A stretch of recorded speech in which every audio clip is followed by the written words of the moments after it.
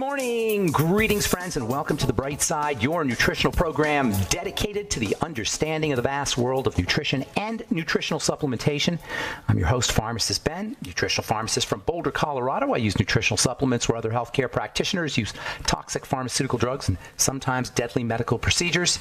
If you suspect that there are natural nutritional roads to your health and vitality and well-being and to addressing your health challenges, whatever they may be, but you don't know where to begin, you have come to the right place. As you listen to The Bright Side every day, you are more and more in control of your body. You are more and more knowledgeable, and you know you can overcome any health challenge.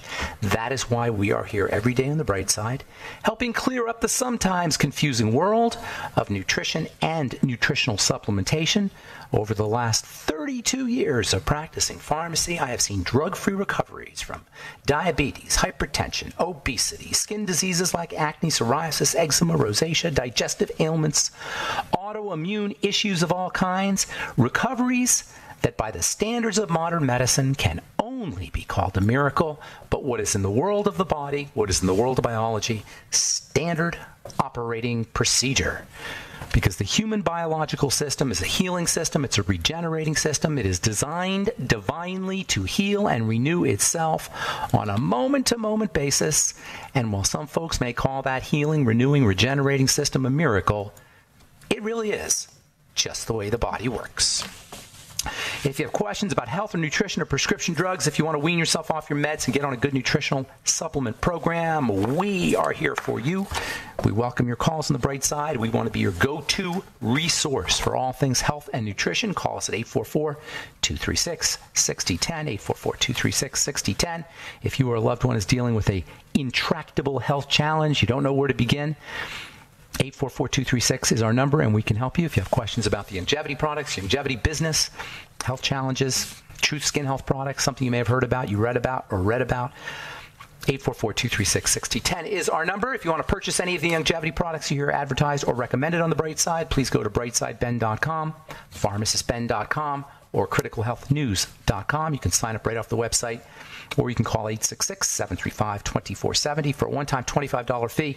You can be in business for yourself. Call 866-735-2470, or click on the Join the Team link at brightsideben.com, pharmacistben.com, or criticalhealthnews.com. Okay, welcome back to The Bright Side. We're talking fats.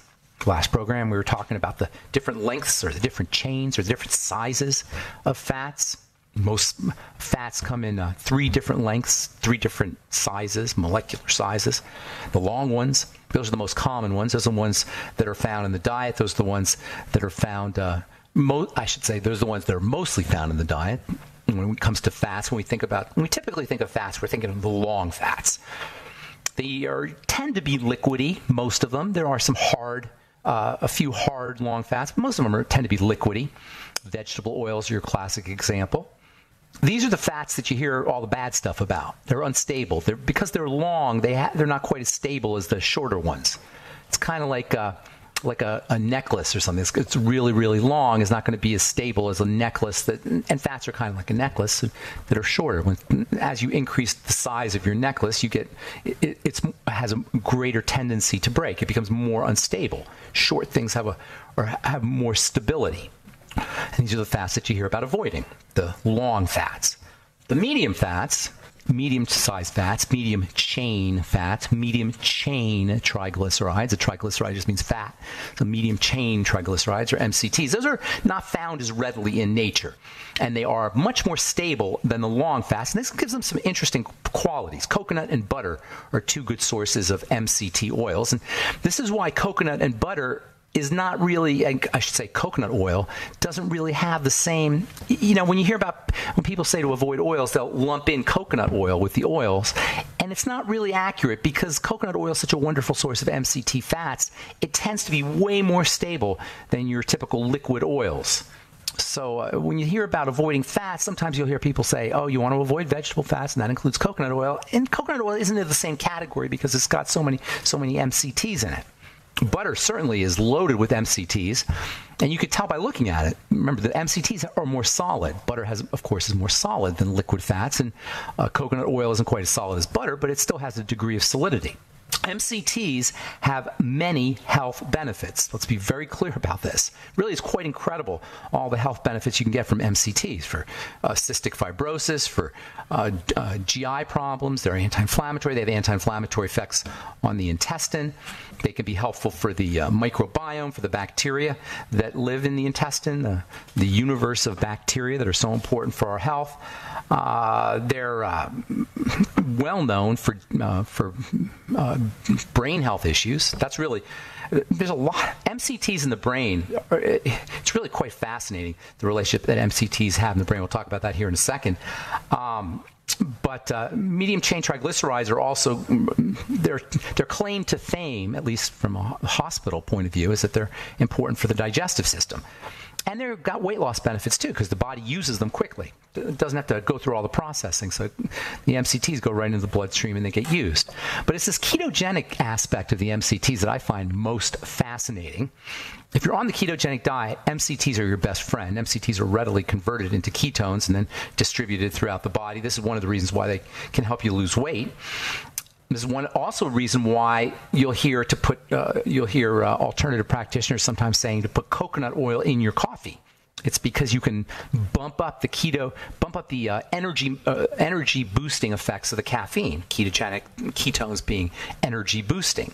And this whole ketogenic property is also why coconut oil has gotten such a great reputation for the brain. MCTs are neurologically protective. The ketones that are made in response to the medium chain triglycerides cross over into the brain really effectively. They provide fuel for the brain. Remember, the ketogenic diet was first developed as a brain diet. It was first developed as a seizure disorder diet. So it makes perfect sense that coconut oil, which is very rich in MCTs, would have benefits for the brain, whether you're dealing with seizure disorders or whether you're dealing with Alzheimer's disease. And there's a lot of alternative literature, a lot of books out now about the coconut oil cure for Alzheimer's disease. And I don't know necessarily that coconut oil is a cure for Alzheimer's disease or for dementia, but it's certainly not going to hurt. If you're having any brain health issues, or if you just want to keep your brain healthy and you don't have any brain health issues, the ketogenic diet is definitely something to think about. Especially though, if you are dealing or worried about getting dementia, or if you're a caretaker for somebody who has dementia or Alzheimer's disease, you definitely want to leverage the ketogenic diet. You definitely want to leverage ketones, and you certainly would be wise to use more butter and more coconut oil to take advantage of the medium chain triglycerides. If you're a caretaker, you can save a lot of headaches, no pun intended, for yourself if you keep your patient low calorie and low carbohydrate. Remember, the ketogenic diet is not just a low carb, high fat diet. It's a low calorie, high fat, low carb diet. People miss that low calorie part sometimes when they're going ketogenic, and keeping your protein. They say moderate protein. I'm not exactly sure what that means. Just keep in mind, protein can get turned into sugar pretty quickly. So you want to keep your protein just to where you need it. But too much protein is not a good idea. If you're using your protein, that's one thing. But just to ingest protein without using it is not a good idea. Highly not recommended at all. That was the problem with Dr. Atkins' paleo diet, in my opinion. And the paleo diet it's definitely an improvement over the standard American diet, but you got to be a little bit careful with the paleo diet, especially if you're not out there in the gym, or you're not working out somehow, or you're not building muscle, you're not recovering from surgery. You know, if you're not in anabolic mode, in muscle building mode, and you're trying to eat a lot of protein, that protein is going to get turned into sugar, and then it's going to get turned into fat, and it isn't going to have health benefits. So if you're going to go high protein, make sure you're in the gym. In any case, the ketogenic diet is a low-calorie diet as much as it's a low-carb diet, and the fat that you get, the high fat, you'd be wise to use as much MCT fat for the ketogenic diet as you can. And coconut oil, of course, is one of the best sources. Along with butter, it's one of the two best sources. Those are the two best sources of MCTs, butter and coconut oil. You could throw yogurt into the mix probably. There's maybe palm. I don't know if you eat palm, but palm butter. You can get palm butter now. That's also a source of MCTs. And of course, you can get MCT straight in the health food stores, MCT oil, which is just plain old coconut oil typically. All right, I'm Pharmacist Ben. 844-236-6010 is our number. You're listening to The Bright Side, and we'll be back right after this.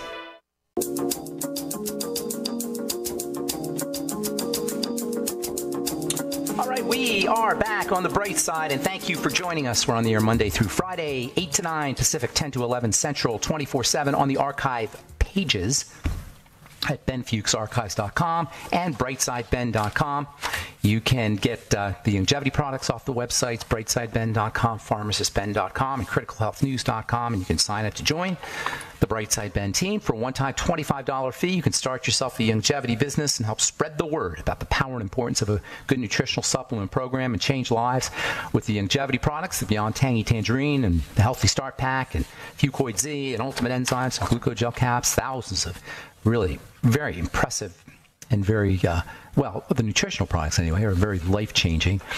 And they're all up at brightsideben.com, pharmacistben.com, or criticalhealthnews.com, or you can call 866-735-2470 for more information about how to join the Brightside Ben team or how to purchase products. Purchase your longevity products. You can also purchase our Truth Skin Health products at truthtreatments.com, our Truth Retinol 1% gel and our Truth Retinol 5% gel, our Truth Transdermal C Serum, Truth Transdermal C Balm, and Truth Omega-6 Healing Cream, and Truth Plant-Derived Fulvic Mineral Mist are all up at truthtreatments.com. And keep checking the website at truthtreatments.com. We've got a couple of cleansers coming out here, hopefully in the next couple of weeks, and then a new connective tissue repair supplement, as well as our blemish repair complex. They're all up at truthtreatments.com, truthtreatments.com.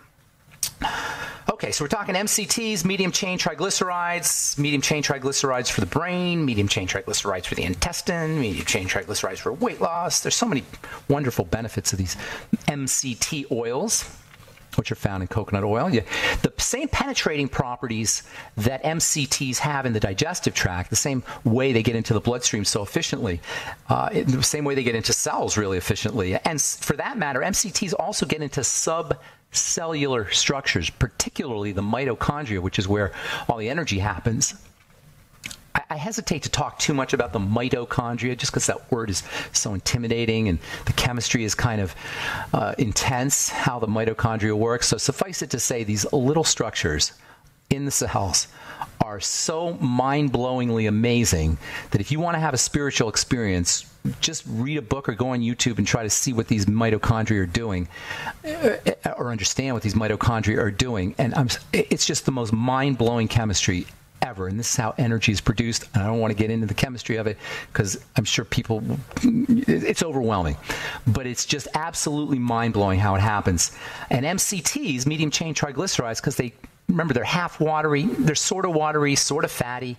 They can slip through fatty membranes really efficiently, and that allows them to get into those mitochondria, which like any structures, have membranes really, really efficiently. And that allows them to be used for fuel really efficiently, and that's why they have such wonderful energy properties. That same ability that MCTs have to kind of traverse membranes makes them really interesting for the hair. MCTs have an ability to penetrate into the hair shaft, into the hair fiber itself.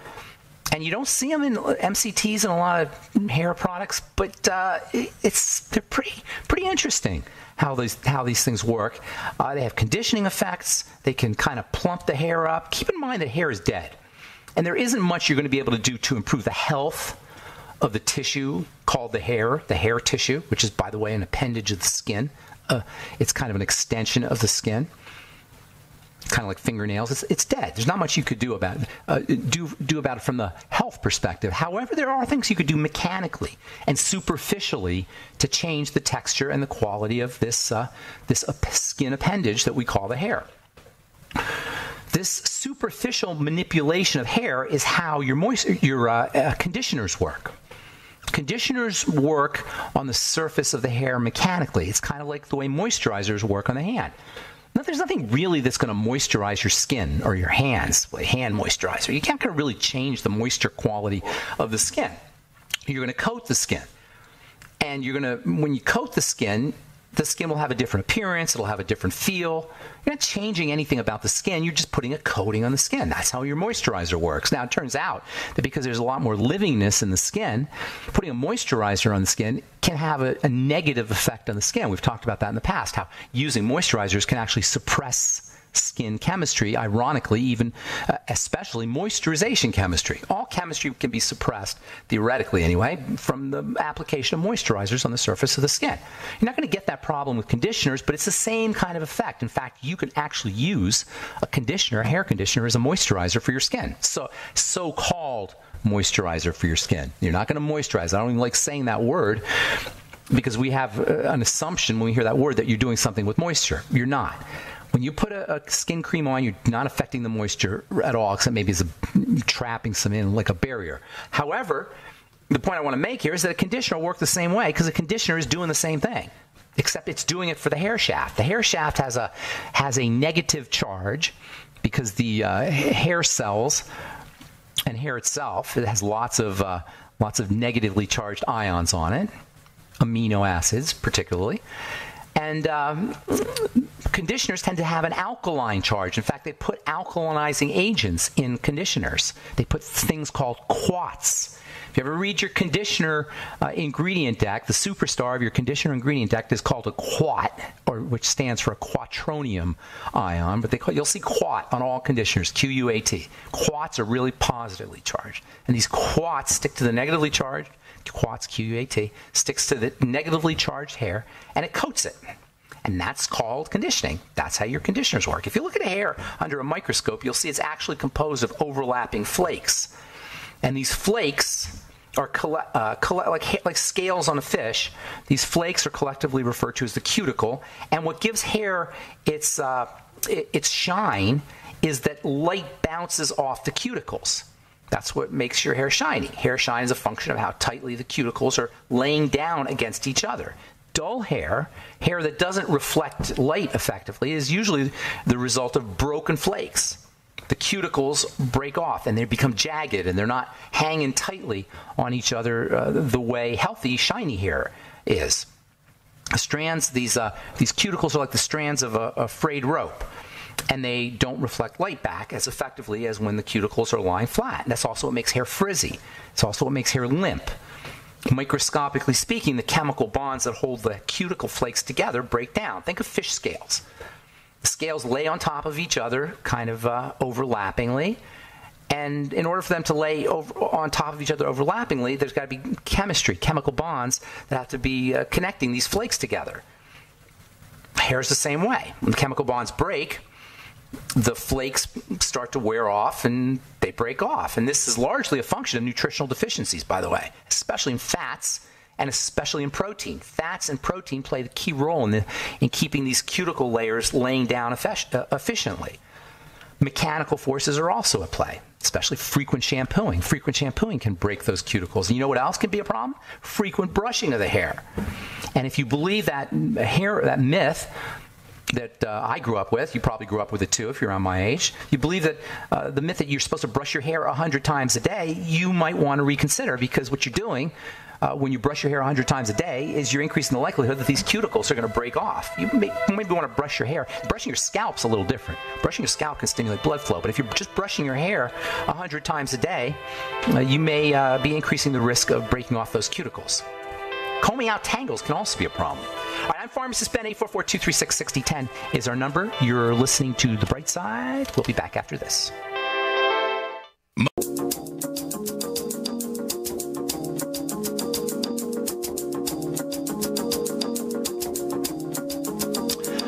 All right, we are back on The Bright Side. I'm Pharmacist Ben. 844-236-6010 is our number. We've got lines open for you. 866-735-2470 is the phone number for the Brightside Ben team. Or you can order products or sign up to join the Brightside Ben team off our websites, brightsideben.com, pharmacistben.com, and criticalhealthnews.com. And, of course, you can check out our Truth Skin Health products at truthtreatments.com, truthtreatments.com. Okay, we'll get your calls here in just a sec from the Journal of Innate Immunity. Natural lipid acts as a potent anti-inflammatory. Lipid meaning fat. Natural fat acts as a potent lipid anti-inflammatory.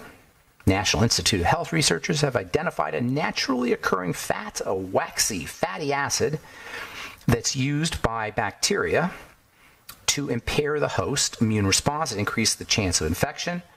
Inadvertently, they may also have found a potent anti-inflammation therapy against these bacterial and viral diseases. And what is that fat called? It's called phosphatidylethylamine. Remember, or PEA. PEA, phosphatidylethylamine. We'll just say PEA. I remember I had a professor who was a PEA researcher. He was studying how to disrupt PEA. PEA is an important part of the cell membrane, especially in the brain, and PEA disruption can cause hallucinations and delirium and just mess up your brain. And he was working for the Department of Defense. This was a pharmacy school professor. He was working for the Department of Defense, trying to find out how they could use this PEA disruption strategy for as part of chemical warfare. Interestingly enough, PEA disruption can occur when you drink too much alcohol, and that's what causes brain problems, delirium that alcoholics have. PEA is found in lecithin. If you want to boost your own natural PEA, make sure you're using lecithin with your meals.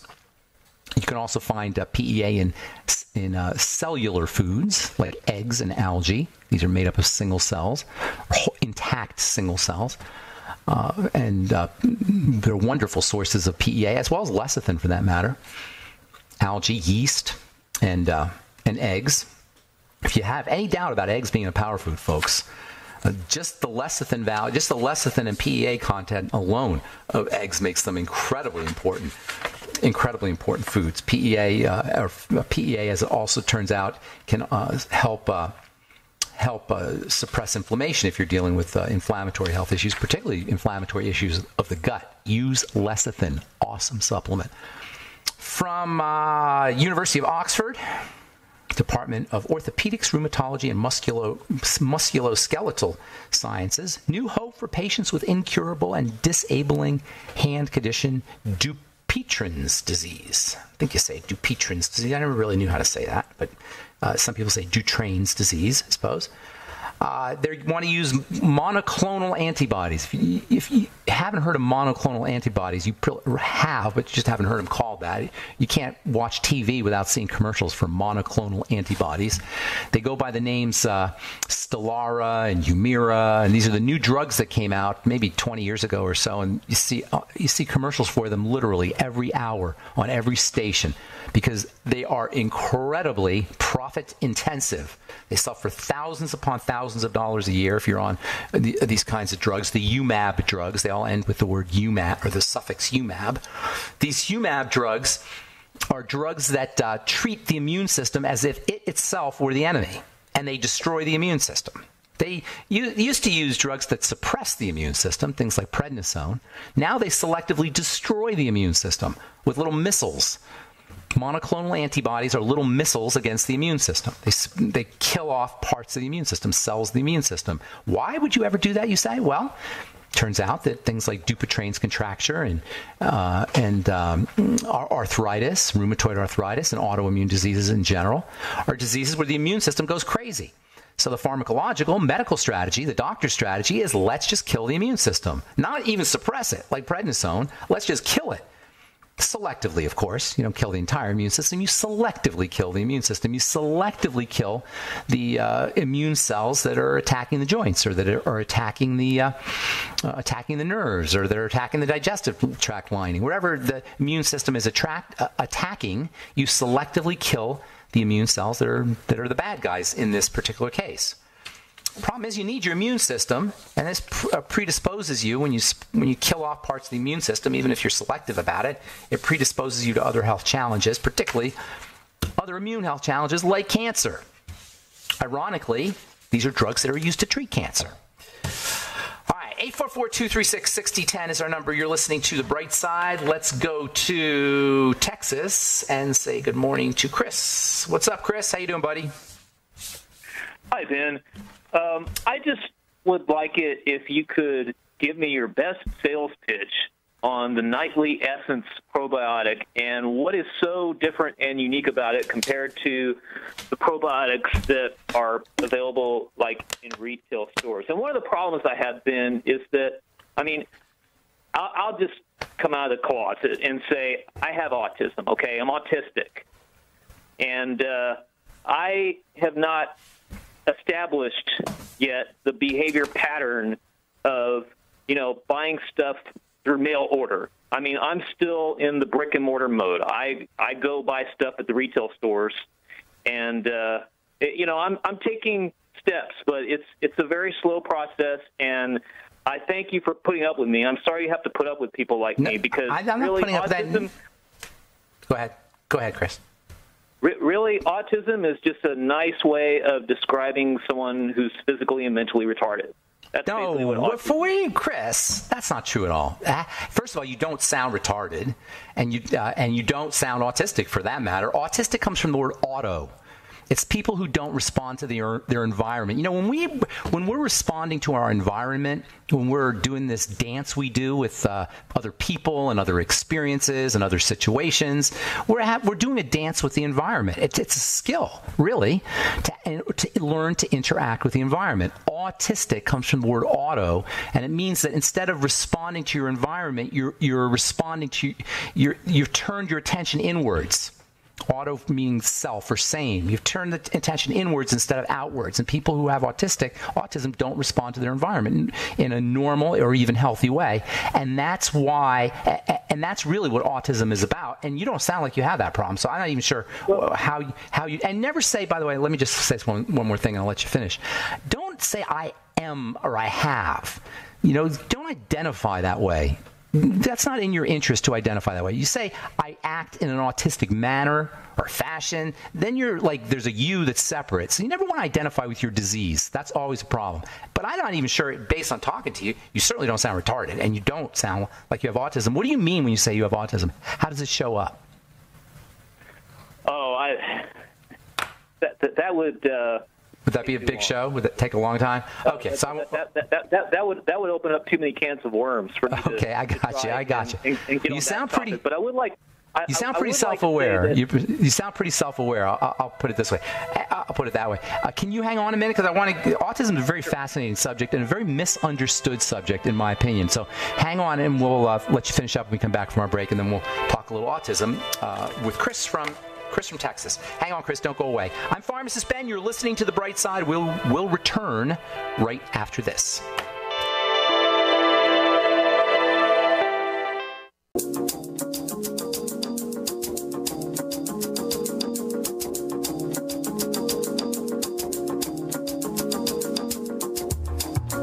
We are back on The Bright Side. 844-236-6010 is our number. Got lines open for you. We're talking a little bit about autism. Interesting subject here with Chris from Texas. You there, Chris? Yes. Chris? And autism is really nothing more than a messed up gut. Starts with a triangle of disease, your digestive tract. That's where autism begins. Good for you. That's awesome. I was going to tell you that. That's great. I've yet to see an autistic kid, or excuse me, just let me say this real quick. I've yet to see an autistic kid that did not have some kind of digestive health issue. And that's great that you don't sound like a kid, but were you diagnosed as an autist with autism when you were a kid? No, not until about 10 years ago. I'm 48 years old now. Okay. All right. Well, I'd be curious to know, why do you say you're autistic? You don't sound retarded. So let's get that out. Let's get that off the table. How is it that your autism shows up, or what makes you say you're autistic? Extreme introspection and also extreme aversions. The people who are autistic have weird aversions to things. Okay. Just like I have an aversion to buying stuff by mail order.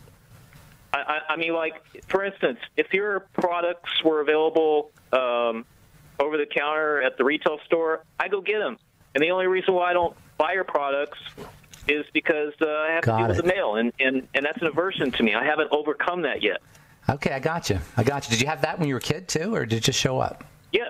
I mean, not mail order, but other aversions when you were a kid? Absolutely, all my life. Autism is about extreme introspection and extreme aversions to different things. Okay, that's interesting. I knew about the introspection part, but I guess it makes sense that you'd be afraid of stuff that was external to you. It has to do with this idea of self, auto meaning self.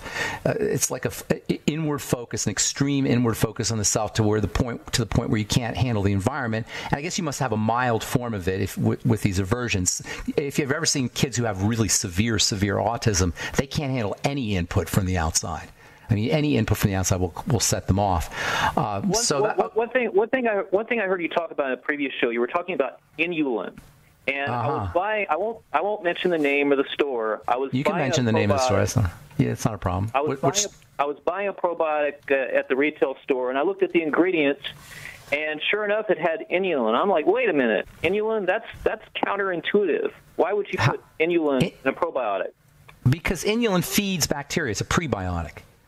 Fiber feeds probiotics. That's where the term prebiotic comes from. And inulin is a great way to feed your probiotics. Now, typically for most people, I don't know, I'd say most people, inulin's not a problem, but it can be a problem. It's a fructan, technically. I don't know if you heard of the FODMAPs diet. Have you heard of that? FODMAPs, yes, FODMAPs? I've been reading about that. Okay, so you know that FODMAPs, the F for FODMAPs is fructan, and inulin is a fructan. So yes, inulin can be a problem for folks who have FODMAPs issues, and many autistic patients do have that. You have gut problems, I take it. I assume that you do, right? You have digestive. Horrible gut problems. Horrible. Yeah, I figured. All my life. Horrible. Okay, so that's really your key right there, and it sounds like you're on the right track. But why have you considered fasting? I can't. Why can't you? And I'm thin, and it's the one thing that you advise people to do. One of the things I mean, I do some of the things that you advise, but I can't do all of it. But like what? But like the fasting? The fasting is eliminating sugar from my diet. I try to keep sugar to bare minimum. What do you mean by sugar? You're talking about dessert sugar, or are you talking about flour and cereal and bread and that kind of fructose? Fructose. I see. Yes. Do you notice that fructose is fructose is poison. Fructose. Do you notice it when you do? Do you notice it when you do fructose that you have a problem? Across the board, yes. It's just like poison. Interesting. Yeah, it's pretty harsh stuff. I wouldn't say it's poison, but yes, if the dose makes the poison, you can reach a dose where it has poisonous-like effects. All sugar, all straight sugar. Nature did not intend human beings to eat straight sugar like that. And the way we breed genetically modify our fruits, it's almost like straight sugar because of the high sugar content. And fruit juice is a total disaster because you don't get the fiber that slows down the release of the sugar. Fruit juice is a big problem. If you're going to do fruit juice, sip on it. Fruit juice must really set you off. Well, I would tell all your listeners, drink alcohol before you ingest fructose. I believe that alcohol is less harmful than fructose. Well, that might be pushing it, but I definitely see where you're going. You know my take on fructose. So what was your question? I didn't mean to take you off on a digression like that. Talk more about probiotics and what's so unique about Nightly Essence. And by the way, I'm glad that your show is more than just a sales pitch because there's plenty of infomercials out there. Hate that. This program is wonderful because it's a lot more than an infomercial. I hate those sales pitch commercial radio shows. I tune them off, and I like radio. I hate that. I hate those. And I know there are tons of them because, people want to make money, and I understand that. Everything's business. But then it kind of diminishes your message.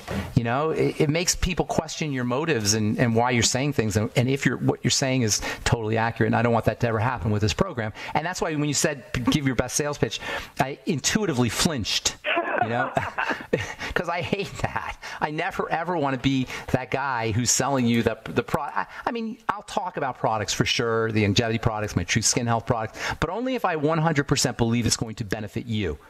That's my mission here on this program. When I talk about the truth, when I formulated the truth, I formulated it because I thought there was a need for skincare products that didn't have baloney in it or that weren't that weren't 90% water and fillers and waxes, etc. And when I talk about the longevity products, I talk about it because I know how well they're formulated, and I talk about their ease of use and ease of ease of obtaining. Just order your products once a month and you get them. As far as the Nightly Essence goes, it's one of the best formulated probiotics I've ever seen. The guy who formulated it is a friend of mine, and that's full disclosure. Nonetheless, it's so well formulated.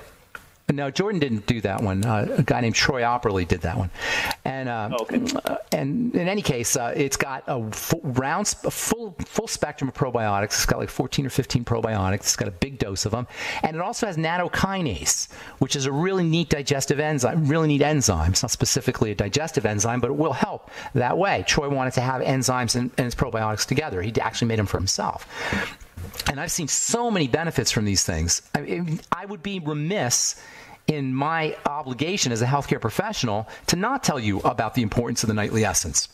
And that's why, to me, it's just a must-have. It's not part of the Mighty 90 essential nutrients, and if you're going to do one or the other, do the Mighty 90 first, although you shouldn't make that decision. But after the Mighty 90, get on the Nightly Essence. It's the next important one to get, especially if you're dealing with any kind of digestive health issues, but even if you're not. But especially if you're dealing with digestive health issues or mental health issues that are associated with digestive health issues like autism, and make no mistake about it, autism begins in the gut. You're right on, Chris. And you know that as somebody who has it. Your symptoms get worse when you eat certain foods, no? Listen, is that correct? I'm going to drop off and let you get to the next call. All right, good. Well, we're out of time. I appreciate it, Chris. Yeah, autism. Thank you, Chris. Appreciate it. Autism moms out there, please understand autism should first and foremost be considered as a gut issue. Now, I don't know 100% that it's only a gut issue, but in my experience, I've yet to see a case of autism, and I've seen hundreds of them, that didn't have some kind of gut problem that was associated with it. So get a book called, if you're a parent who has autism, or if you're an adult who has autism for that, or you're a parent who has a kid with autism, or you're an adult who has autism, get a book called The Gut and Psychology Syndrome by Natasha Kinsky-Campbell. The GAPS diet, Gut and Psychology Syndrome diet. And it's just a wonderful book that really goes into a lot of detail about how the specifics between how the gut is connected to the brain. If you listen to this program, you don't need to know you're not going to learn anything new, but it's still really good information. It's called the gut-brain axis. And we've only known about it for about 40 years scientifically, although we've known about it anecdotally for a lot longer than that. There's an extremely important relationship between the gut and the brain, not only between the gut and the brain in your head, but the gut itself is a brain. Get a book called The Second Brain by Michael Gershom if you want to read more about that. Serotonin, the neurotransmitter serotonin, is mostly a digestive molecule. All right, that's it for us today on The Bright Side. Thanks for listening. Don't forget to check out our websites, brightsideben.com, pharmacistben.com, and criticalhealthnews.com for all the longevity products, and truthtreatments.com for all the Truth Skin Health products. Have yourselves a wonderful, beautiful, awesome, spectacular day. I'm Pharmacist Ben. We'll talk to y'all later. Bye for now.